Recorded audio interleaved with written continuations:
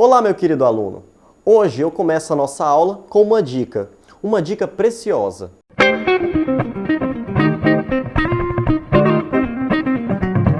Uma coisa que você pode perceber em qualquer tipo de texto em inglês é a quantidade de palavras parecidas com as do português, que seriam as palavras cognatas, como vimos na primeira aula. Além disso, você vai perceber uma quantidade de palavras comuns entre os textos. É muito fácil você encontrar as palavras the, of, from, dentre outras. Para facilitar os nossos estudos, separamos 25 palavras, especificamente as 25 palavras mais usadas no inglês. Elas irão ajudar bastante você a entender um texto. Essas palavras estão na sua apostila e espero que você treine-as bastante, para que assim possamos finalizar essa disciplina com excelência. Agora, vamos continuar falando de gramática?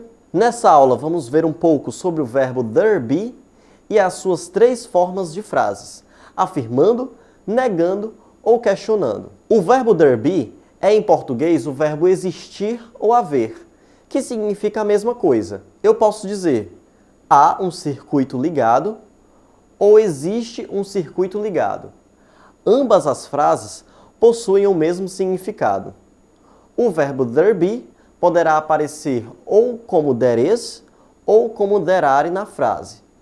Vai depender de quê? Da quantidade de coisas que se refere.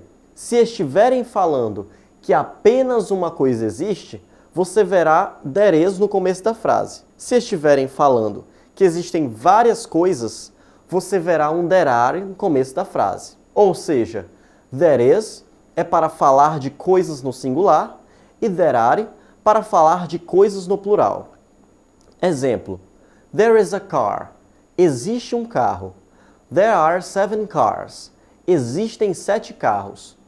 E professor, como seriam as frases negativas e interrogativas com esse verbo? Bem mais simples do que você imagina.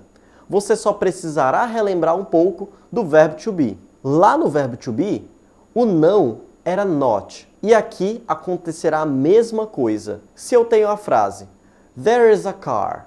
Existe um carro. Para eu negar que não existe um carro, basta eu colocar um not na frase. E agora passou a ser There is not a car.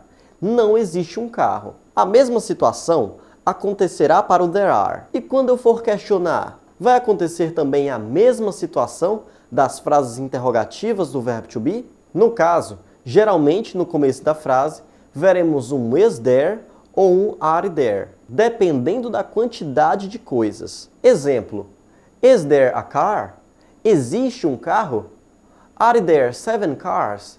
Existem 7 carros? Vamos praticar mais um pouco? Lá na sua apostila existem vários outros exemplos para traduzirmos. Lembre-se, inglês é prática, não se aprende só olhando.